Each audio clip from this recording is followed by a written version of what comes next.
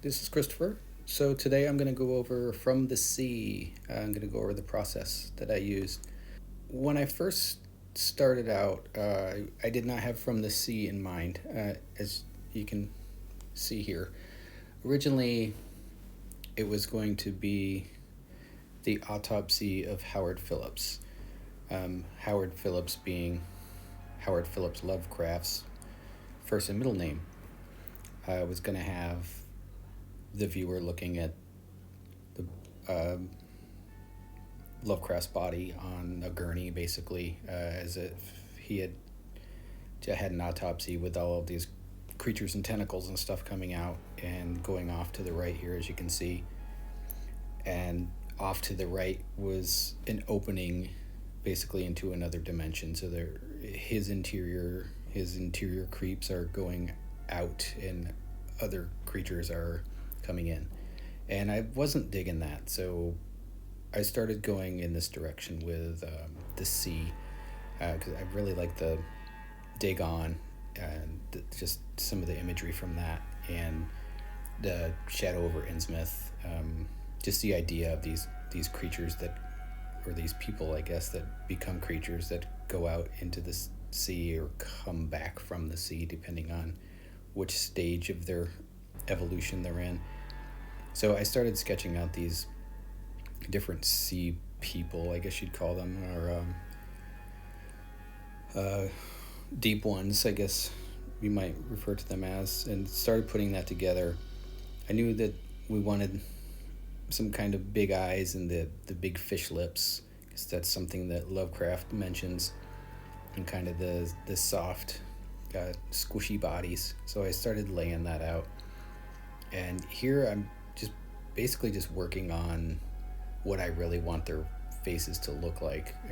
I still want them to look kind of like people, but I also want them to definitely look like they're part fish or something from the sea. And for me, it's easier to do either a drawing from the front or just a straight side view. And then once I get one of those, and have something to work from, I can kind of turn it into a 3/4, which was what I knew that I was going to want for this book cover, as if they're kind of about to walk past you at an angle.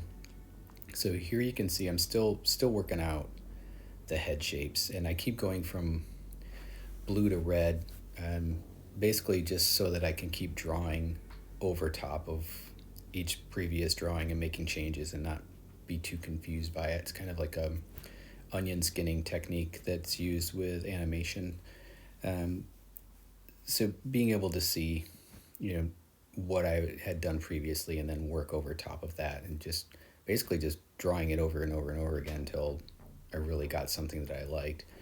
And here up in the top right, I liked this profile of this creature, so I started kind of doing a 3/4 version of that.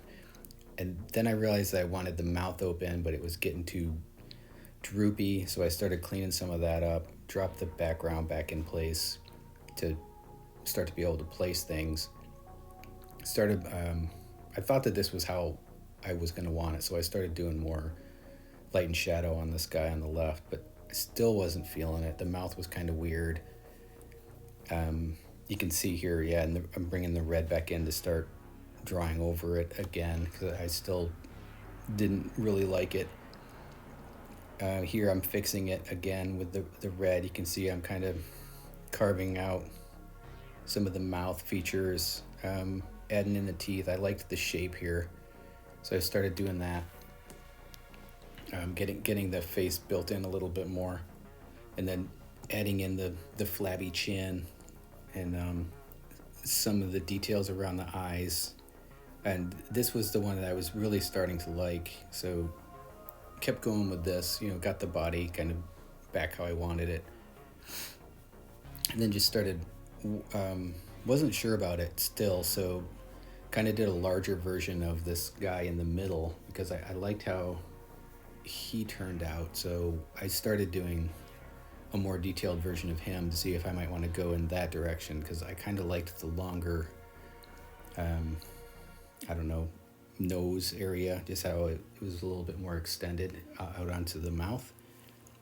So started working with that and getting that pretty detailed, and I was really liking that. But then I realized that I was drawing a mugwump from the movie Naked Lunch, at least in my mind, that right there. And I've seen this movie so many times that I think that he just kind of was coming out in my subconscious. And so I scrapped that idea because I didn't want to rip off Cronenberg. I went back to this guy that I was working on before because he wasn't so mugwumpy. And yeah, just really starting to block it in here. And then I found a couple of references for colors for palettes because I really like these palettes. So here I started blocking in some of the colors based on the reference photos that I found. From here I was pretty comfortable with the creature, so really started to paint him in here. And here I'm using, this whole time actually I've been using the Larapuna brush. I think it comes free with Procreate. It's just in the painting tools, I think. So started blocking that in with colors close to the reference that I had found. You know, the blues and the greens and the yellows. Here's a reference I used for obviously the moon and the light on the water. I just needed to get kind of an idea of what that would look like, how it would sit. My horizon line is tilted a bit, which is something I like doing. It makes it feel like things are just a little bit more askew, like the world's just a little bit warped. And that reference also gave me an idea of how the light would play on the waves. So that, yeah, definitely always use reference if you can, if it exists, or find something close that you can use for what you need. And so I was putting in more highlights, bringing out more detail on this creep, adding in some dimples and dents and stuff. Because if he was from the sea, if he lived in the water, he would have some of that stuff and being bumped around and probably attacked by other things in the ocean. And got some of the glow on the eyes. And here I'm starting to block in this second creep that's closest in the background. I definitely wanted them to look like they were walking out of the ocean, just kind of like in a horde, basically. So started dropping some of those in, getting them, still kind of soft looking, like they're trudging through, but they're on a mission, so they're still going to get there. It's just going to take a little while, but they're not in any hurry. So at this point, yeah, I still have the moon is a cool shape, but I do end up changing that. But yeah, there we go. I decided to go with the full moon.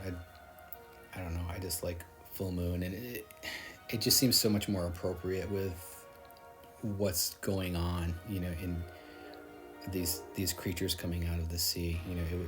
It seems like it would make more sense for it to be during a full moon, because you've got, high tide, low tide, everything is shifted differently. Different energy, different powers going on. So dropping in some shadows and then some highlights on this creature in the foreground, making him look like a little bit more wet, basically, like he's just coming out of the water. And then doing some of that on this guy in the closest in the background, dropping some in. You probably wouldn't see that in real life, but sometimes you have to fake it. And so here I'm playing with some different stars and sky ideas to get some stars in there. And here down in the bottom right, I'm adding in a kid's sand bucket and shovel. This was kind of an afterthought, but when I was looking at it, it didn't have that human element to it, and I wanted it to have that. I wanted you to see these creatures, but then remember that they're heading towards us, basically towards humanity. So I added that in there too, and I really like that addition. I feel like it's a nice addition.